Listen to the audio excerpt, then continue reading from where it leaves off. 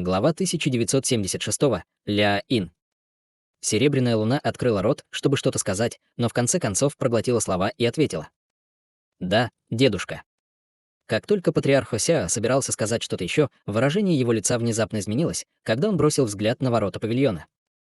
Через несколько мгновений раздался звук шагов, и молодая служанка появилась снаружи, прежде чем сообщить уважительным голосом. «Мастер Хосеа, здесь двое старейшин острова, чтобы увидеть вас». Они точно не теряют время зря. «Скажи им, чтобы вошли», — проинструктировал патриарх Хосеа, когда выражение его лица немного смягчилось. Служанка кивнула в ответ, прежде чем уйти. Вскоре в комнату вошли седовласый пожилой мужчина и человек с фамилией Сюй, и они сразу же почтительно поклонились при виде патриарха Хосеа. «Мы приветствуем и отдаем дань уважения старшему Хосеа. Что бы вы хотели, чтобы мы сделали для вас?» — спросил старейшина Сюй. «Торопиться некуда, сначала садитесь», — с улыбкой сказал патриарх Хосеа, указывая на стулья рядом с собой. Двое старейшин, естественно, не осмелились возражать и выразили благодарность, прежде чем сесть, как им было сказано. «Если подумать, у вас обоих есть какие-то связи со мной. Один из вас — потомок моего старого знакомого, а другой — и номинальный ученик уважаемого Дао Саммо. У меня есть кое-что важное, что мне нужно сделать, и я чувствую себя комфортно, доверяя эту задачу только вам двоим», — доброжелательно сказал патриарх Хосеа. Двое старейшин были явно польщены, услышав это, и старейшина Сюй немедленно сказал. «Пожалуйста, скажите нам, что вы хотите, чтобы мы сделали, старший. Я слышал от уважаемого Дао Саммо, что, когда он не на Святом острове, бремя лидерства ложится на вас, уважаемый Дао Слоо. В таком случае мне нужно, чтобы вы поискали для меня некоторые сокровища и редкие материалы. У нас есть зацепки о местонахождении некоторых из них, а другие вам придется поискать. Единственное мое требование, чтобы эти вещи были собраны тайно, и чтобы они были собраны как можно быстрее», — сообщил свои цели патриарх Хосеа. Услышав это, седовласый пожилой мужчина слегка запнулся, прежде чем сразу же кивнул в знак согласия. «Я немедленно отправлю надежных людей, чтобы собрать предметы, и мы позаботимся о том, чтобы все было строго конфиденциально». «Хорошо. Вот список того, что я хочу». Говоря это, патриарх Хосеа поднял рукав, и из него вылетела нефритовая полоска. Седовласый пожилой мужчина тут же встал и поймал нефритовый листок, прежде чем убрать его в рукав, даже не взглянув на него, показывая своими действиями, что он собирается сделать все возможное, чтобы найти и доставить предметы в нефритовом листе, несмотря ни на что. Всем своим видом он хотел сказать: «Патриарх, можете считать, что все эти вещи уже у вас в руках». Увидев это, на лице патриарха Хосеа появилось довольное выражение, и он повернулся к старейшине Сюй. «Младший Сюй, мне нужно, чтобы вы отправились в первобытный мир, чтобы встретиться с несколькими могучими фигурами других рас. Что касается того, что вам нужно сделать после того, как вы встретитесь с ними, все это записано в этой нефритовой записке. Важнейшее требование — держать то, что ты делаешь, в секрете ото всех. Даже на этом острове. Я обязательно это сделаю», — уважительно ответил старейшина Сюй, тоже поднимаясь на ноги. Эти два задания касаются 3 дьявольских патриархов, и уважаемый Дао Смо тоже знает о них. Я дам вам максимум 5 лет на выполнение этих заданий. Если вы превысите этот срок, могут последовать серьезные последствия. Надеюсь, вы меня хорошо понимаете. Когда он говорил, на лице патриарха Хосеа появилось серьезное выражение. Два старейшины стадии интеграции тела были в восторге, услышав, что против дьявольских патриархов готовятся контрмеры, и обменялись ликующими взглядами, прежде чем поклясться. «Будьте уверены, старший, мы обязательно выполним задачу вовремя, даже если это будет стоить нам жизни». «Хорошо, на данный момент это все. Идите и приступайте к этому прямо сейчас и убедитесь, что задачи выполнены как можно скорее», проинструктировал патриарх Хосеа, подняв руку, чтобы бросить еще одну нефритовую палочку в сторону старейшины Сюй. Двое старейшин не осмелились сказать что-либо еще, и оба уважительно поклонились, прежде чем покинуть шатер. После их отъезда брови Серебряной Луны слегка нахмурились, когда она спросила: «Дедушка, эти двое заслуживают доверия. Разве уже нет дьявольских шпионов, которые проникли на Святой остров? Хе-хе, если эти двое ненадежны, то никто не заслуживает доверия». Их рекомендовал Мо Цзиньли, поскольку ни один из них не покидал Священный остров за последние 1000 лет. Кроме того, если они действительно были дьявольскими шпионами, не так ли? Думаешь, я бы не смог их идентифицировать? По крайней мере, не должно быть никаких серьезных проблем со старейшинами Святого острова, которых мы видели ранее, и это уже очень хорошая новость, ответил патриарх Хосеа с легкой улыбкой. Выражение лица Серебряной Луны немного смягчилось, когда она услышала это, и она сделала реверанс в сторону патриарха Хосеа, сказав: «В таком случае, похоже, я слишком много думала». Сейчас я пойду отдыхать. Патриарх Ося кивнул с нежностью в глазах. Конечно, иди. Мы в пути уже несколько месяцев, так что вам действительно нужно немного отдохнуть. Ты тоже немного отдохни, дедушка. Ты только недавно оправился от своей трансцендентности невзгод. Не наваливай на себя слишком много работы, ответила Серебряная Луна. Ха-ха, ты действительно думаешь, что я стал бесполезным стариком? Патриарх Хося небрежно усмехнулся. Серебряная Луна улыбнулась и сказала. Вовсе нет. С твоей нынешней внешностью никто и глазом не моргнет, даже если я заявлю, что ты мой брат. Ты далеко не старик. После этого она повернулась и вышла из комнаты, и ее веселые шаги свидетельствовали о том, что ее настроение значительно улучшилось. После ухода Серебряной Луны улыбка патриарха Ся погасла, и он вздохнул про себя. Я действительно надеюсь, что она не решит культивировать это искусство безразличия. Несмотря на то, что он говорил, он не выказывал никакого намерения преследовать Серебряную Луну и просто закрыл глаза, когда начал медитировать в своем кресле. Через некоторое время он открыл глаза и вдруг сказал. «Покажись. Я отдаю дань уважения мастеру Ося». Рядом раздался женский голос, и вспыхнули пространственные колебания, после чего в нескольких десятках футов от патриарха Ося появилась полупрозрачная фигура. Пространственная рябь быстро стихла, и перед патриархом постепенно прояснилась фигура, которая через мгновение обернулась стройной женщиной в облегающем черном платье. На ней была медная маска в виде волчьей головы, а на руках пара черных перчаток, так что не было видно ни единого кусочка ее кожи. «С возвращением, Ля-Ин. Даже спустя столько лет твой образ совсем не изменился», — сказал патриарх Ося, и в его глазах появился намек на веселье. Женщина сделала уважительный реверанс и ответила. «Вы также выглядите так, будто не постарели ни на день, мастер. Какое облегчение видеть, что вы в безопасности и здоровы. Хе-хе, простого небесного несчастья недостаточно, чтобы убить меня. Ладно, отложим пока любезности в сторону. Я приказал тебе тайно оставаться на Святом острове в качестве меры предосторожности. А. Вас интересуют ситуации на Священном острове? Да. Я собираюсь остаться здесь на некоторое время, поэтому я должен ознакомиться с истинной ситуацией, сказал патриарх Ося, и на его лице появилось серьезное выражение. Женщина немедленно сделала, как ей сказали, и начала свой отчет. Текущая ситуация на Святом острове не очень оптимистична, и это в основном из-за дьявольского. Патриарх Ося внимательно слушал ее отчет и задавал вопросы для дальнейшего уточнения всякий раз, когда было что-то, что он не совсем понимал. Женщина давала ответ, если он у нее был, или просто качала головой в ответ на вопросы, на которые не знала ответа. По завершении своего доклада женщина резко замолчала, а патриарх Ося с задумчивым выражением лица продолжал сидеть в кресле. Наконец, патриарх Ося кивнул с довольным выражением лица, прежде чем продолжить. «Ты очень хорошо справились, Ля-Ин. Годы, которые ты провела на Священном острове, определенно не прошли даром. Есть ли какие-либо новости о человеке, про которого я спрашивал тебя, когда заглядывал в последний раз?» Брови женщины слегка нахмурились, и она на мгновение замолчала, прежде чем честно ответить. «Я сделала все возможное, чтобы собрать информацию об этом человеке. Но он никогда не ступал на Святой остров. Есть много слухов о нем, но очень мало подробной и достоверной информации, которую я смогла найти. Вдобавок ко всему, он, кажется, очень сосредоточен на своем совершенствовании и редко взаимодействует с кем-либо. Вероятно, поэтому он смог добиться такого необычайного прогресса в своем совершенствовании. Его база невероятно укрепилась за такое короткое время. Я уже систематизировала всю информацию, которая у меня есть на него. Вы хотите, чтобы я дала вам все это сейчас? Большая часть информации, которая у меня есть, является необоснованными слухами, поэтому будьте осторожны при чтении. Независимо от того, правдивая эта информация или нет, я должен взглянуть на нее. Прошло менее 2000 лет с тех пор, как он вознесся в царство духов, а он уже создал себе такую громкую репутацию. Это главный фактор недостатков психического состояния Лин Лун.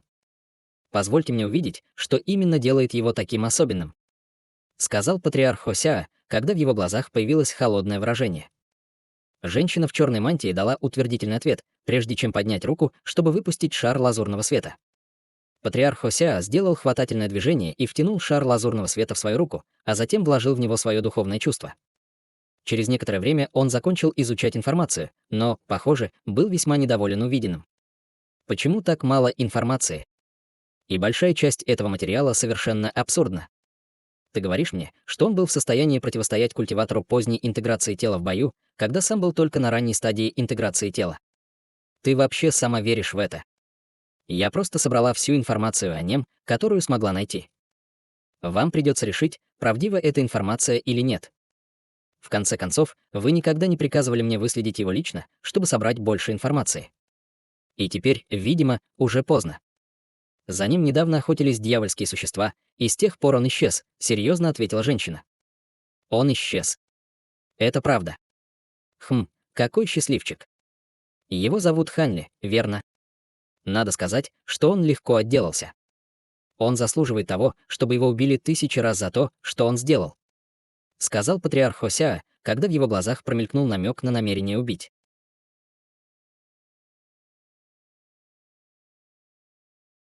Глава 1977. Секта Холли. Если вы действительно хотите его смерти, если, конечно, ему удастся вернуться живым, то я могу убрать его вместо вас. Так никто не сможет связать его смерть с вами, холодно предложила женщина. Патриарх Осяа без колебаний покачал головой. В этом нет необходимости. Женщина в маске, казалось, много знала о ситуации с Серебряной Луной, и она спросила слегка удивленно.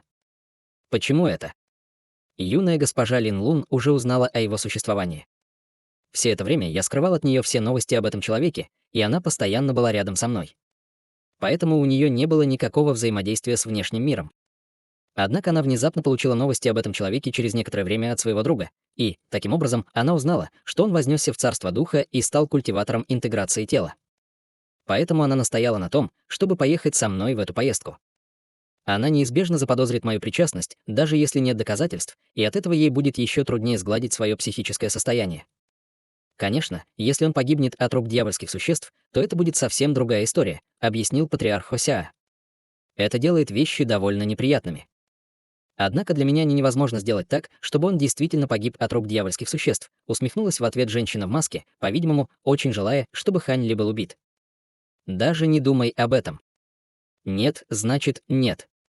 Наша битва с дьявольской армией вот-вот начнется. Все культиваторы интеграции тела — чрезвычайно ценные ресурсы, которые нельзя тратить без веской причины. Иначе я бы убил Тяньку я уже давно. По сравнению с этим ханьским отродьем, я гораздо больше хочу увидеть его мертвым. Безжалостным голосом сообщил патриарх Осяа. В таком случае я не буду вмешиваться в это дело. Сказав это, я действительно очень заинтересована в этом так называемом причудливом вундеркинде совершенствования, усмехнулась женщина в маске. Ляин, сколько лет ты со мной? Как давно ты стала моим теневым стражем? Внезапно спросил патриарх Осяа. Женщина в маске слегка запнулась, услышав это, прежде чем удивленно спросить. Примерно 50-60 тысяч лет назад. Почему вы спрашиваете, мастер? Когда я спас тебя от той пространственной бури, ты поклялась служить мне 100 тысяч лет и подписала со мной контракт души на 100 тысяч лет. Я намерен передать оставшуюся часть контракта Лин Лун. Что ты думаешь по этому поводу? Серьезно спросил патриарх Осяа. Мастер Осяа, я подписала этот контракт души, так как была благодарна вам за спасение моей жизни. Но главным фактором, повлиявшим на мое решение, был тот факт, что вы являетесь культиватором Великого Вознесения. В противном случае я бы отплатила вам через альтернативный метод. Услышав это, женщина слегка нахмурила брови от недовольства. Значит, единственная причина, по которой ты против этого, в том, что у Лин Лун нет базы совершенствования. Спросил патриарх Хосеа спокойным голосом. Действительно. Я видела, как Лин Лун выросла из маленькой девочки, и я очень привязалась к ней. Таким образом, я была бы более чем готова служить ей, но ее база совершенствования слишком тусклая. По крайней мере, она должна быть на стадии интеграции тела, прежде чем я смогу обдумать это. Как вы знаете, среди нас, зверей Ляа, есть некоторые правила, которые даже я не могу нарушать, вздохнула женщина довольно безнадежно. Патриарх Хосеа улыбнулся и сказал: если это единственная проблема, то можешь быть уверена, Лин Лун сможет перейти к стадии интеграции тела в течение следующего столетия, и есть даже шанс, что она сможет достичь Великого Вознесения. Это, конечно, будет в некотором будущем. Что вы имеете в виду, мастер Осяа? Спросила женщина в маске, и в ее глазах мелькнул намек на замешательство. Я еще не говорил тебе об этом, но Лин Лун уже пробудила телосложение 7 звезд Луны. Как ты думаешь, то, что я сейчас говорю, является преувеличением? Во избежание потенциальных неудач я не раскрывал эту информацию кому-нибудь еще, торжественно сказал патриарх Осяа. Женщина в маске некоторое время молча обдумывала ситуацию, прежде чем кивнуть несколько неохотно. Понятно. В таком случае я была бы готова рассмотреть это, но мне придется все проверить самой. Выражение лица патриарха Осяа смягчилось, когда он услышал это. И он сказал: «Хорошо. С тобой рядом с Лин Лун мне не придется беспокоиться о ней, пока она не достигнет пика своих сил. Я докажу тебе, что Лин Лун пробудила телосложение 7 звезд Луны и передам ей контракт души в течение следующих нескольких дней». Женщина в маске кивнула, прежде чем спросить. «Я, естественно, готова сотрудничать, но могу я спросить, почему вы так торопитесь, мастер Осяа? Может быть, вы готовите запасные варианты для молодой госпожи Лин Лун, когда вы не уверены в предстоящей битве? Хе-хе, если бы у меня не было никакой уверенности, то я бы не совершил эту поездку лично. Я не знаю, что планирует раса старших дьяволов, но с существами великой стадии вознесения других рас на нашей стороне у нас есть хорошие шансы на победу. Я не могу раскрыть никаких подробностей, кроме этого, но мне необходимо принять некоторые меры предосторожности. Даже без этой дьявольской скорби я все равно не смогу выдержать свою следующую небесную скорбь. Поэтому я должен начать думать о будущем, когда меня не станет», — сказал патриарх Хосяа с небрежной улыбкой. Сердце женщины в маске дрогнуло, услышав это, но она больше ничего не сказала. Через некоторое время патриарх Хосяа продолжил: «Пока мне больше ни о чем вам нужно заботиться, так что можешь идти. Мы собираемся начать расследование, чтобы отсеять дьявольских шпионов на острове в ближайшее время. Тебя не должны обнаружить. В противном случае возникшее недопонимание может привести к большим неприятностям. По крайней мере, ты больше не сможешь использовать свою нынешнюю фальшивую личность». «Да, мастер». «Я сейчас ухожу», — женщина в маске кивнула, прежде чем ее тело снова стало прозрачным, и она исчезла среди вспышки слабых пространственных колебаний. После ее ухода патриарх Хосяа еще некоторое время сидел молча в одиночестве, прежде чем слабо вздохнуть и снова закрыть глаза. Между тем, в небольшом горном хребте, что находился не дальше 100 тысяч километров от города Глубокого Неба, находилась группа людей-культиваторов в красных одеждах, которые прятались на вершине горы, на расстоянии оценивая чрезвычайно уединенный небольшой каньон. Группа культиваторов состояла из мужчин и женщин всех возрастов, среди них было несколько пожилых мужчин и женщин, обладавших огромной магической силой. Однако все они выглядели довольно изношенными и, казалось, прибыли сюда только после долгого путешествия. Пожилой мужчина с 2 длинными мечами, привязанными к его спине, отвел взгляд, прежде чем повернуться к пожилому мужчине рядом с ним со шрамом на лице. «Младший боевой брат Ли, ты уверен, что в этом каньоне есть телепортационная формация, которая доставит нас прямо в город Глубокого Неба?» «Уверяю вас, старший боевой брат. Эта телепортационная формация предназначена для старейшин города Глубокого Неба, поэтому о ней знает очень мало людей. Один человек непреднамеренно раскрыл мне свое существование во время пьяной тирады», тут же ответил пожилой мужчина со шрамами. «Я бы не был так уверен. Прошло довольно много времени с тех пор, как эти дьяволы захватили эту область. Даже самые уединенные телепортационные образования уже можно было выследить», сказал пожилой мужчина, обеспокоенно встряхнув головой. «Проблема в том, что город Глубокого Неба теперь запечатан дьявольскими существами, и было бы ничем иным, как самоубийством, пытаться добраться до него напрямую. Предложение младшего боевого брата Лей — наша единственная надежда», — вмешалась пожилая женщина. Пожилой мужчина с мечом стиснул зубы и сказал: «Действительно, младшая боевая сестра, у нас нет альтернативы. Если мы будем продолжать прятаться на открытом воздухе, то наша секта Холли неизбежно будет в конечном итоге выслежена. Если мы попадем в город Глубокого Неба, то только тогда сможем обеспечить передачу наследия нашей секты. У нас нет другого выбора, кроме как пойти на риск». Пожилой мужчина со шрамами был в восторге, услышав это. «Ты определенно принял правильное решение, старший боевой брат. В прошлом 3 суверенных города были завоеваны во время предыдущих дьявольских невзгод. Только город Глубокого Неба имеет безупречный послужной список.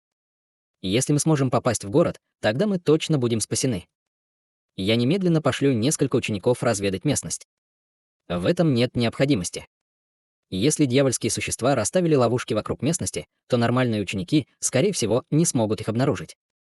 Будет лучше, если мы сами отправимся туда. Если мы попадем в ловушку, обычные дьявольские существа все равно не смогут нас остановить», — возразил пожилой мужчина с мечом. «Хорошо, тогда мы сделаем, как вы скажете, старший боевой брат. Младший боевой брат Ли и я пойдем с вами», — согласилась пожилая женщина после краткого размышления. «Нет, оставайся, младшая боевая сестра. Твои силы уступают только моей в нашей секте, поэтому мы должны держать тебя здесь в качестве запасного варианта. Если что-то случится, не жди нас, немедленно уходи отсюда с учениками. Младший боевой брат Ли, младший боевой брат Ян, вы двое можете пойти со мной. Один из вас владеет информацией о телепортационной формации, а другой искусен в искусстве формаций, так что вы оба обладаете полезными наборами навыков», проинструктировал пожилой мужчина с мечом. Пожилой мужчина в шрамах и утонченный пожилой ученый немедленно дали утвердительные ответы. Таким образом, отдав еще несколько инструкций, пожилой мужчина с мечом отправился в каньон со своими двумя младшими боевыми братьями.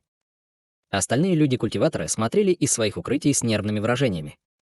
Незаметно для них слабая полоса лазурного света также мчалась к той же цели в нескольких тысячах километров. В полосе лазурного света был молодой человек лет 20, и в настоящее время он возился с миниатюрной черной горой в руках. На его плечах сидела маленькая девочка, на вид лет 3-4. У нее была нежная светлая кожа и очаровательное пухлое личико.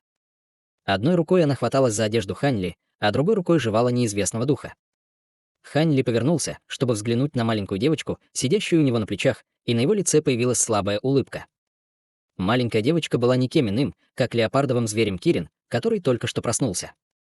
Во время своего путешествия обратно на человеческую территорию леопардовый зверь Кирин наконец пробудился, и в процессе это преподнесло неожиданный сюрприз. Как только он пробудился, он начал трансцендентное преодоление невзгод стадии интеграции тела.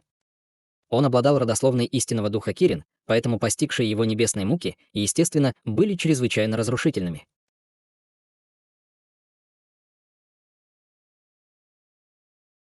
Глава 1978. Вмешательство. Посторонний не мог вмешаться во время преодоления скорби, поэтому Ханьли мог только наблюдать, как леопардовый зверь Кирин был почти уничтожен во время скорби. К счастью, после того, как он поглотил демоническое ядро темного монарха-зверя, ему удалось обрести несколько новых способностей, которые позволили ему едва превзойти свои невзгоды, и теперь он смог проявить человеческую форму. В то время леопардовый зверь Кирин находился в крайне тяжелом состоянии, и Ханьли израсходовал бесчисленное количество духовных пилюль, чтобы спасти его жизнь.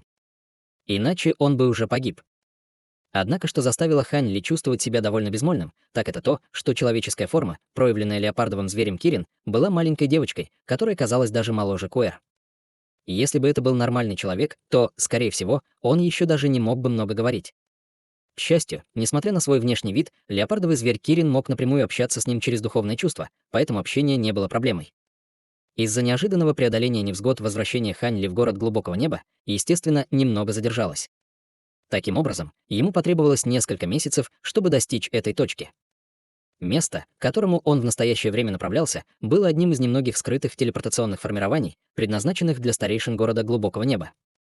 Из-за того, что это была небольшая формация, которая могла телепортировать максимум 2 человек одновременно, город глубокого неба не беспокоился о том, что дьявольские существа обнаружат ее и вторгнутся через нее в город. В конце концов, даже если 2 дьявольских лорда стадии интеграции тела телепортируются в город одновременно, они все равно будут немедленно окружены, разбиты и убиты. Единственное, чего опасался Ханьли, так это того, что рядом с телепортационной формацией могла быть устроена дьявольская засада. Конечно, с его нынешним уровнем способностей, даже если бы это была серьезная засада, это не было бы большой проблемой. Помимо клонов священного предка, даже среднее существо на поздней стадии интеграции тела не сможет победить его. Вероятность того, что его снова начнут преследовать клоны священного предка, была совершенно ничтожной, так что ему ни о чем было беспокоиться. В конце концов, эти клоны священных предков спустились в это царство, чтобы командовать дьявольской армией. Они, конечно, не могли просто ждать где-то, чтобы устроить засаду кому-то. На самом деле вероятность того, что здесь появятся дьявольские владыки, была весьма мала. Это был важный момент в нападении дьявольской армии на город глубокого неба. Они не собирались растрачивать своих самых могущественных существ, заставляя их брать на себя такие тривиальные обязанности. Вскоре после этого лазурная полоса света начала приближаться к горному хребту впереди. Внезапно выражение лица Ханьли слегка изменилось, и лазурный свет вокруг его тела померк, когда он остановился сразу за горой и вгляделся в нее прищуренными глазами. Голубой свет вспыхнул в его зрачках, и все, что находилось впереди, мгновенно прояснилось. В результате его встретило несколько десятков полос света, панически летящих к нему. За этими полосами света было плотное черное дьявольское облако, которое бросалось в погоню по горячим следам, и внутри этого дьявольского облака были свирепые дьявольские звери и вооруженные дьявольские воины в доспехах. За несколькими десятками полос света был пожилой мужчина, контролирующий пару летающих мечей, один лазурный и один желтый, чтобы изо всех сил атаковать дьявольское облако. Летающие мечи выстрелили в виде клинков мечей, которые превратились в гигантский меч размером в несколько сотен футов, чтобы ненадолго остановить дьявольское облако. 2 летающих меча были невероятно мощными и, казалось, превосходили то, чем пожилой человек мог владеть со своей базой совершенствования на стадии пространственной закалки. С каждым нанесенным ударом меча лицо пожилого человека слегка бледнело, и когда его лицо полностью лишилось цвета, он открыл рот, чтобы выпустить 2 шара эссенции крови на летающие мечи. Проекции меча, выпущенные летающими мечами, мгновенно стали более ослепительными, чем раньше, и проекции меча убили большое количество дьявольских зверей и дьявольских воинов, прежде чем они успели уклониться. После нескольких последовательных ударов мечом несколько сотен дьявольских воинов обратились в пепел. Это явно взбесило высокоуровневых дьявольских существ, скрывавшихся глубоко внутри дьявольского облака. И тогда резко раздался громоподобный рев, вслед за которым из дьявольского облака вылетел чернильно-черный летающий трезубец. Этот трезубец увеличился более чем на 1000 футов в длину во вспышке, прежде чем метнуться прямо к мощному клинку меча. В этот момент раздался сокрушительный грохот. Они яростно столкнулись, прежде чем проекция меча исчезла, обнажив меч, летящий обратно к пожилому мужчине. Что касается летающего трезубца, то он издал мучительный вопль, прежде чем также полететь обратно к дьявольскому облаку. По-видимому, он был сильно поврежден во время этого столкновения. «Как ты посмел разрушить мое сокровище? Я заставлю тебя пожалеть о том, что ты родился. Как только я поймаю тебя, тебя ждут смертельные муки». Раздался яростный рев, предположительно, от высокоуровневого дьявольского существа, которое было владельцем летающего трезубца. Сразу же после этого дьявольское облако взмыло вверх, поднялось примерно в 2 раза по сравнению с первоначальной высотой и устремилось прямо к пожилому человеку. Выражение лица пожилого человека резко изменилось, когда он увидел это, и он поспешно спрятал свои летающие мечи в ножны, прежде чем отлететь назад лазурно-желтой полосой света. Благодаря доблестным усилиям пожилого человека по препятствию дьявольским облакам все ученики уже бежали примерно за 100 километров. Однако дьявольские существа внутри дьявольского облака, естественно, не собирались сдаваться. Они подняли свирепые дьявольские ветры и продолжали преследование. Пожилой мужчина вытащил несколько таблеток, когда летел по воздуху, и даже не удосужился взглянуть на них, прежде чем запихнуть их все себе в рот с мрачным выражением лица, оценивая дьявольское облако. Он уже был чрезвычайно осторожен, отправляясь в каньон в поисках телепортационной формации со своими 2 младшими боевыми братьями, но они все же попали в дьявольскую засаду и были окружены 7 или 8 дьявольскими существами высокого уровня. В конце концов, 2 его младших боевых брата взорвали свои собственные зарождающиеся души, чтобы серьезно ранить нескольких высококлассных дьявольских существ. Иначе и он, скорее всего, тоже погиб бы на месте. Тем не менее, сейчас они были в ужасной ситуации, и казалось, что он только оттягивает неизбежное. Летающие мечи, которыми он владел, были самыми ценными сокровищами Ордена Холли, и хотя они были достаточно мощными, чтобы остановить дьявольское облако, владение ими требовало огромных затрат энергии, а магическая сила пожилого человека почти полностью иссякла. Именно поэтому он не остался, чтобы сражаться с дьявольским облаком. Несмотря на то, что большинству последователей секты удалось сбежать, их преследование дьявольским облаком было лишь вопросом времени. Вдобавок ко всему, эта область была захвачена дьявольской армией. Поэтому, если не произойдет чудо, по-настоящему сбежать им будет практически невозможно. Чем больше старик обдумывал ситуацию, тем больше его сердце начинало замирать. Он знал, что они были практически в безвыходной ситуации, но мог только надеяться вопреки доводам разума, что их можно как-то спасти. Таким образом, группа культиваторов Ордена Холли продолжала бежать, и вскоре край горного хребта был в поле зрения. К этому моменту около дюжины самых слабых учеников среди них уже отстали и были готовы быть поглощены дьявольским облаком. Низкий рев раздался от дьявольских зверей в дьявольском облаке, и на лицах бронированных дьявольских воинов также появились угрожающие взгляды, в то время как лица отставших учеников стали мертвенно-бледными. Пожилой мужчина с мечом испустил несчастный внутренний вздох, прежде чем развернуться и снова метнуться прямо к дьявольскому облаку. Взрыв хриплого смеха раздался из дьявольского облака, после чего одновременно появились 4 крепких дьявольских существа высокого уровня пространственной закалки. Один из них держал в руках черный дьявольский трезубец. Это было не что иное, как высококлассное дьявольское существо, которое только что отразило летающий меч пожилого человека. 3 других дьявольских существа обладали силами, которые ни в малейшей степени не уступали этому дьяволу. Как только пожилой человек был готов добраться до дьявольского облака, 4 дьявола одновременно рванули свои сокровища вверх. Гигантский черный трезубец, 2 белых костяных меча, гигантский синий меч и огромный желтый столб появились в воздухе, а затем поймали пожилого мужчину в ловушку и заставили его остановиться. Сразу после этого 5 сокровищ яростно обрушились на пожилого человека по приказу 4 дьявольских существ. Увидев это, на лице пожилого человека появилась кривая улыбка, и он мог только влить то немногое, что осталось от его магической силы, в 2 своих летающих меча. Из 2 мечей мгновенно раздался громкий жужжащий звук, и они снова превратились в пару гигантских клинков мечей, а затем создали толстый барьер из мечей, который защищал его сверху. Эти 2 летающих меча действительно были замечательными сокровищами, но коллективные атаки этих 4 дьявольских существ тоже не вызывали насмешек. После тяжелого удара всех 5 сокровищ барьер меча полностью разрушился, и 5 сокровищ продолжали спускаться к нему с разрушительной силой. Лицо пожилого человека побледнело еще больше, когда он увидел это, и в своем отчаянии он мог только открыть рот, чтобы извергнуть вспышку лазурного света в качестве последнего средства борьбы. Однако именно в этот момент рядом вдруг прозвучал холодный мужской голос.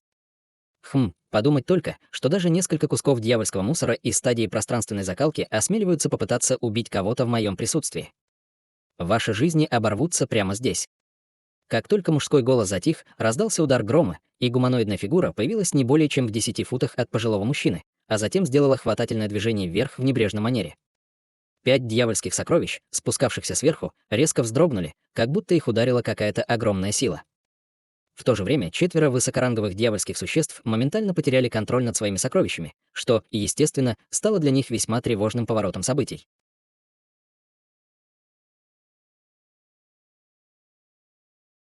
Глава 1979. Вход в город.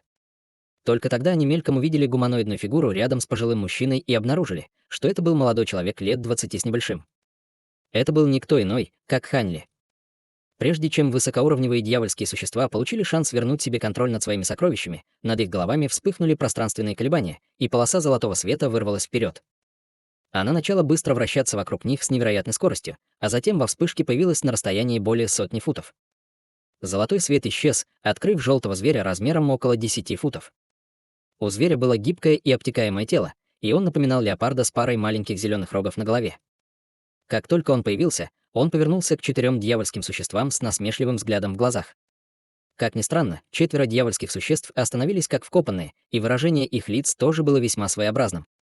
В следующее мгновение на их телах внезапно появились бесчисленные тонкие раны, и они рассыпались грудами расчлененных частей тел прямо на глазах изумленного старика. Их кровь пролилась дождем в дьявольское облако сверху, и как только низкосортные дьявольские звери внутри дьявольского облака соприкоснулись с их кровью, они тут же сошли с ума и начали злобно рвать друг друга. Бронированные дьявольские воины были совершенно ошеломлены и напуганы, увидев это, и один из них вдруг выкрикнул приказ к отступлению, после чего все они мгновенно бежали с места происшествия так быстро, как только могли, оставив позади обезумевшую орду дьявольских зверей. Выражение лица Ханли помрачнело, когда он увидел это.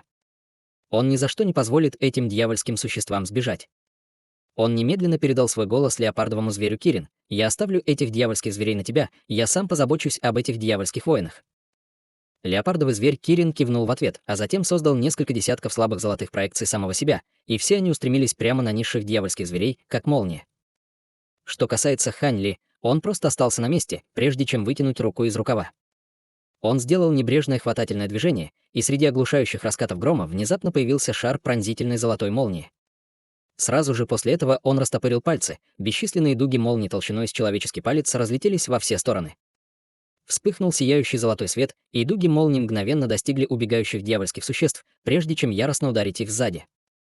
Эти низкосортные дьявольские существа, естественно, не могли сравниться с ужасающей силой божественной молнии погибели дьявола, и все они были быстро обращены в пыль среди грохочущих раскатов грома и вспышек золотого света.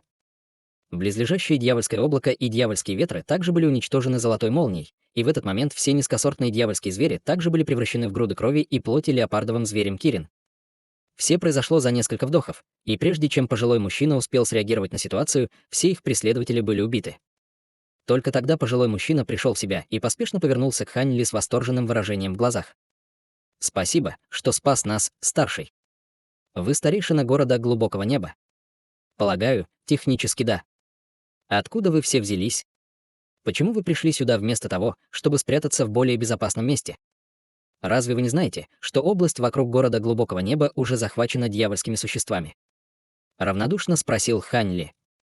«Мы являемся культиваторами секты Холли. К сожалению, расположение нашей секты было обнаружено дьявольскими существами, поэтому у нас не было другого выбора, кроме как уйти. Мы наткнулись на дьявольскую засаду возле телепортационной формации впереди и чуть не погибли в результате», торопливо объяснил пожилой мужчина. «Значит, телепортационная формация впереди действительно была захвачена дьявольскими существами, а? Есть ли впереди другие высокоуровневые дьявольские существа, кроме тех, кого я только что убил?» Спросил Ханли. «Возле формации телепортации есть еще несколько дьявольских существ высокого уровня, но все они ранены. Иначе они бы преследовали и нас», правдиво ответил пожилой мужчина. «Понятно. В таком случае я должен быстро позаботиться о них. В противном случае, если они получат новости о том, что здесь произошло, они могут разрушить телепортационную формацию, чтобы мы не могли ее использовать, пробормотал Ханли про себя, хмуря брови. Выражение лица пожилого мужчины также немного изменилось, когда он услышал это. В этот момент пожилая женщина привела оставшихся учеников Ордена Холли к пожилому мужчине, и все они смотрели на Ханли с благоговением и трепетом в глазах. Прежде чем они успели что-то сказать, Ханли махнул рукой в сторону леопардового зверя Кирин, и лазурный свет вспыхнул от его тела, когда он помчался к каньону. Леопардовый зверь Кирин также быстро последовал за ним в виде полосы золотого света. В мгновение эйка они вдвоем исчезли вдали. Пожилая женщина с торжественным выражением лица торопливо подлетела к пожилому мужчине. «Что мы будем делать, старший боевой брат?» «Конечно, мы последуем за этим старшим. С ним впереди мы сможем добраться до города глубокого неба. Следуйте за мной.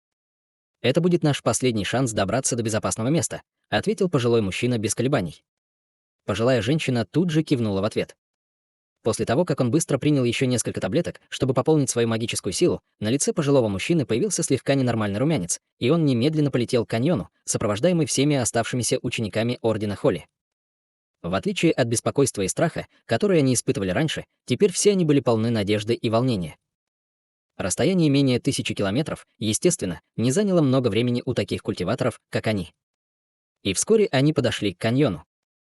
Но прежде чем они успели спуститься к нему, их приветствовал сокрушительный грохот из-под земли. Несколько полос лазурного меча Ци вырвались в небеса из каньона, а затем исчезли во вспышке. Сразу же после этого раздался мучительный вой, и порыв черных дьявольских ветров пронесся из каньона, внутри которого была рогатая дьявольская тень, которая в ужасе бежала. Пожилой мужчина и пожилая женщина обменялись взглядами, оба они могли видеть отражение собственного восторга в глазах друг друга. Похоже, старший, с которым они только что столкнулись, быстро расправился и с высококлассными дьявольскими существами в каньоне. Пожилой мужчина тут же обнажил свои летающие мечи, а женщина открыла рот, чтобы выпустить удивительно тонкое серебряное летающее лезвие. Они, естественно, намеревались остановить побег зарождающейся души дьявольского существа. Однако, прежде чем они успели что-либо сделать, из долины раздался холодный хрип, и полоса меча, которая была более 100 футов длиной, вырвалась вперед и пронзила зарождающуюся душу. Вспыхнул холодный свет, и зарождающаяся душа обратилась в небытие, не успев даже произнести ни единого звука. Затем лазурный меч Ци превратился в лазурный летающий меч, длина которого составляла всего около фута, прежде чем полететь обратно в каньон. Безразличный голос Ханли раздался из глубины каньона. «Если вы тоже хотите войти в город глубокого неба, то поторопитесь, дьявольское подкрепление может прийти сюда в любой момент». Пожилой мужчина был в восторге, услышав это, и тут же закричал. «Все! Полный вперед!» Все культиваторы сразу же рванулись по воздуху, как будто от этого зависела их жизнь, спускаясь прямо в каньон полосами духовного света. Внутри города глубокого неба двое охранников в стадии зарождающейся души праздно болтали, стоя у входа в зал телепортации, который был окружен множеством мощных ограничений. Внезапно одна из дюжины или около того телепортационных образований в зале начала излучать ослепительно-белый свет и издавать взрывы громких жужжащих звуков. Кто-то телепортируется в город. Немедленно активируйте все ограничения и сообщите об этом начальству.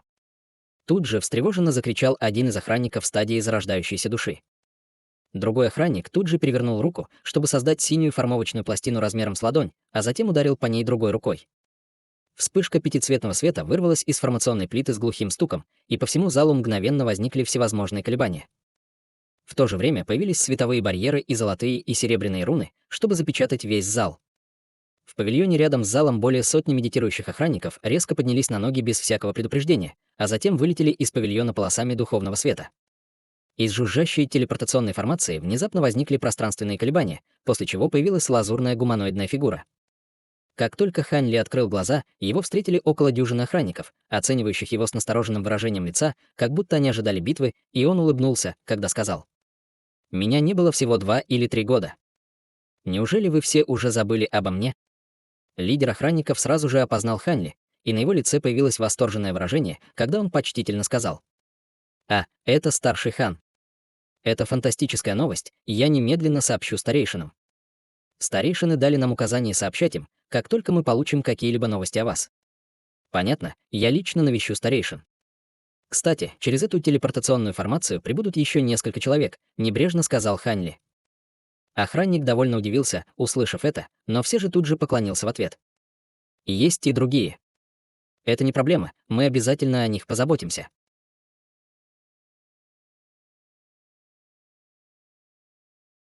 Глава 1980. Неожиданные неприятности. Таким образом, Хань Ли вышел из телепортационной формации и покинул зал. Вскоре после этого снова вспыхнул белый свет, и в формации телепортации появились еще две гуманоидные фигуры. Они были никем иным, как пожилым мужчиной с мечом и старой женщиной. Хань Ли не обратил на это внимания и поднялся в воздух, прежде чем полететь обратно к своей обители. Во время своего полета он высвободил свое духовное чувство по всему окрестностям и обнаружил, что по сравнению с тем, когда он впервые ушел, город глубокого неба в настоящее время был намного более мирным. Помимо патрулирующих на улицах охранников, вокруг было очень мало бродячих земледельцев.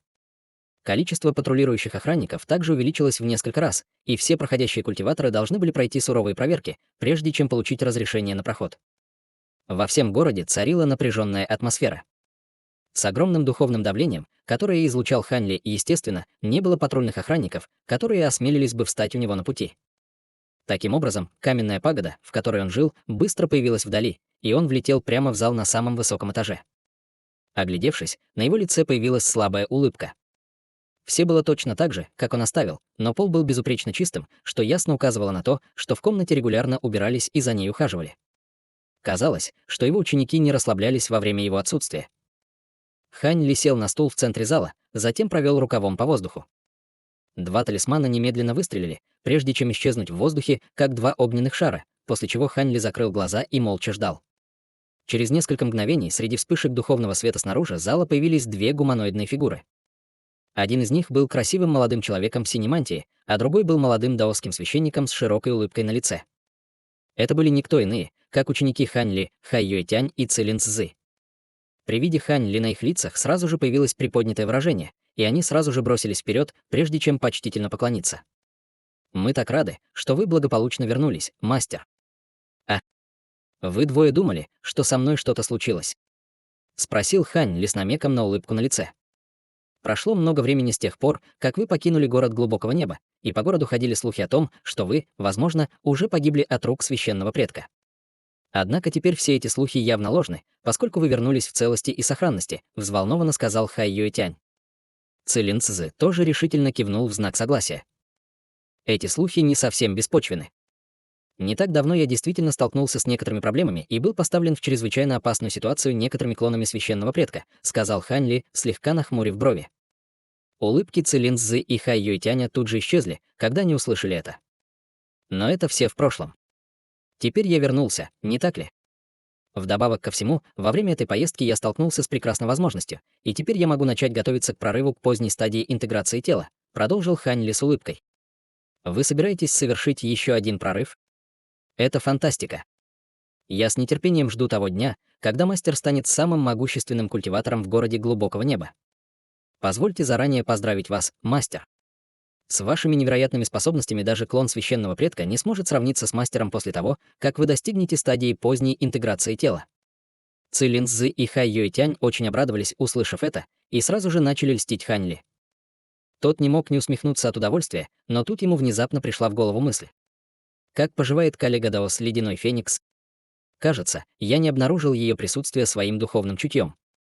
Услышав это, улыбки Хай Юэтяня и Цилин Цзы застыли, и они обменялись странными взглядами, прежде чем один из них нерешительно ответил. Мастер, старшая Ледяной Феникс, была приглашен на собрание. Хань Ли сразу понял, что что-то не так, и его выражение лица слегка помрачнело, когда он спросил. «Вы двое что-то скрываете от меня?» Услышав это, сердце Цилин Цзы дрогнуло, и он поспешно ответил. «Мы не посмеем, мастер, просто мы не знаем, как сообщить вам о ситуации. По правде говоря, старшая Феникс посещает это собрание не по собственному желанию». «Что ты имеешь в виду?» Ее кто-то принуждает. Хань Ли был довольно удивлен, услышав это. Кажется, кто-то узнал об истинной форме старшей Ледяной Феникс, и они постоянно приставали к старшей, пока вас не было. «Из-за вашего отсутствия у старшей Ледяной Феникс не было возможности избежать беспокойства», сказал Хай Юэтянь, когда в его глазах появилось печальное выражение. Услышав это, глаза Хань Ли слегка сузились, и через некоторое время он спросил холодным голосом. «Даос Ледяной Феникс — культиватор пространственной закалки. Кто посмеет беспокоить ее? Наши человеческие и демонические расы заключили союз на время этого дьявольского несчастья, так что ее личность как демона не должна быть здесь проблемой. Я знаю всех старейшин города, даже во время моего отсутствия я уверен, что они не сделали бы что-то подобное. Это был посторонний, который только недавно прибыл в город глубокого неба. Ваша мудрость поистине непревзойдена, мастер. Я слышал от старшей ледяной Феникс, что это человек, великий старейшина небесного города, который только недавно прибыл сюда. Вот такой он неблагодарный кусок дерьма. Яростно проворчал Цилин Цзы. Небесный город. Это довольно интересно. Я встречался с обоими великими старейшинами стадии интеграции тела, кто из них стоит за этим? Спросил Хань Ли, поглаживая свой подбородок. Это мастер лазурного дракона из секты 9 звезд. Хай Юэтянь ответил без колебаний. Хань Ли поднял бровь и сказал холодным голосом. Понятно. Какая у него причина беспокоить Даоса Ледяного Феникса? Должна быть какая-то огромная выгода для него, если он осмелится сделать что-то подобное, несмотря на то, что знает отношения между Даосом Ледяным Фениксом и мной. Старшая Ледяной Феникс никогда не говорила нам об этом, но мы слышали из других источников, что этот лазурный дракон, похоже, желает заняться двойным совершенствованием со Старшей Ледяным Фениксом и готов сделать ее одной из своих наложниц, ответил Хай Юэтянь после короткой паузы. Услышав это, Хань Ли сразу же понял все, и он холодно усмехнулся. Двойное совершенствование, а? Хе-хе, какой хитрый старый ублюдок. Он не знал, как мастеру лазурного дракона удалось определить истинную форму ледяного феникса, но, похоже, он знал о преимуществах происхождения Ци-Инь ледяного феникса, и именно поэтому он вообще пытался ухаживать за ледяным фениксом. Хань Ли сразу понял, что этот старый пердун и развратник будет добиваться происхождения Ци-Инь ледяного феникса, одновременно вожделея ее прелестей, и при этом не станет считаться с расходами. Что касается того, почему он до сих пор не достиг своей цели, это было частично из-за нежелания ледяного феникса подчиниться, а также из-за того, что он не мог навязать ей себя, поскольку ему нужно было поддерживать свою репутацию в глазах других. Этот старый похотливый хрыч, как ни странно, заботился о своем реноме среди культиваторов стадии интеграции тела. Хотя в городе глубокого неба про него уже ходили самые отвратительные слухи. Конечно, причина, по которой он осмелился быть таким безрассудным, в первую очередь должна заключаться в том, что он думал, что Хань Ли уже погиб. Хань Ли на мгновение обдумал ситуацию, прежде чем спросить. Какова позиция Даоса Ледяного Феникса по этому поводу? Она против этого. Конечно, она против этого. Вначале она постоянно пряталась в пагоде, чтобы избежать этого мастера лазурного дракона, но после этого он каким-то образом заставил ее несколько раз встретиться с ним за пределами пагоды. Старшая Ледяной Феникс была очень осторожна и встречалась с ним только в местах, где было много людей. Но я слышал, что этот мастер лазурного дракона становится очень нетерпеливым и неоднократно угрожал применить силу, если старший Ледяной Феникс продолжит сопротивляться. Мы всегда были очень обеспокоены этим, но мы знаем, что старейшина города не вмешается, если этот мастер лазурного дракона действительно не сделает что-то из ряда вон выходящее. Я предполагаю, что именно поэтому мастер лазурный дракон воздерживался от принятия решительных мер до этого момента. Цилин Цзы был явно умнее Хай Юэтяня и предложил свой собственный анализ. Хань Ли кивнул в ответ, когда в его глазах промелькнул намек на намерение убить. Возможно, так. Вы знаете, где это собрание проводится? Я слышал, что это будет небольшой съезд по обмену опытом, который будет проходить в карманном павильоне происхождения. Однако на съезде могут присутствовать только культиваторы на уровне пространственной закалки или выше, поэтому мы не смогли сопровождать старшую Ледяной Феникс, ответил Хай Юэтянь в покорной манере. Увы, но вы двое не имеете нужного веса и культивации для участия в таком мероприятии. Потому не имеет значения, сопровождали бы вы туда или нет. Но это, несомненно, ждет вас в будущем. Поэтому культивируйте изо всех сил. Для совершенствующегося быть бездарным не страшно. Культиватора делают грозным не его способности, а усилия воли. Помните это. А я, так и быть, сам совершу поездку туда и верну ее, сказал Хань Ли с мрачным выражением лица, прежде чем подняться на ноги. Затем он вылетел прямо из каменного павильона, и Цилин Цзы и Хай Юэтянь были очень поражены внезапным ходом Хань Ли и поспешно отдали почтительные прощальные приветствия. Когда они снова подняли головы, Хань Ли уже нигде не было видно. Они не могли не обменяться взглядами, увидев это. Мастер обычно мало общается со старшим Ледяным Фениксом. Я не думал, что он так сильно заботится о ней. Как ты думаешь, мастер испытывает к ней чувства? Возможно, нам скоро придется начать называть старшую Ледяной Феникс любовницей мастера. Сказал Хай Юэтянь, когда на его лице появилась многозначительная улыбка. Хе-хе, нам лучше так не обсуждать наших старших, но это, безусловно, возможно. Цилин Цзэ ответил довольно прямолинейно, но выражение его лица ясно указывало на то, что он тоже очень любопытен. Хай Юэтянь, естественно, закатил глаза, увидев это. В этот момент Хань Ли был уже в нескольких десятках километров. Он оставался в городе глубокого неба в течение довольно долгого времени, и за это время он посетил знаменитый карманный павильон происхождения 2 или 3 раза. Павильон был довольно далеко от его каменной пагоды, и он не мог летать на полной скорости в городе, так что ему потребуется некоторое время, чтобы добраться туда. Когда он летел по воздуху, в его глазах было задумчивое выражение, указывающее на то, что он, казалось, что-то обдумывал.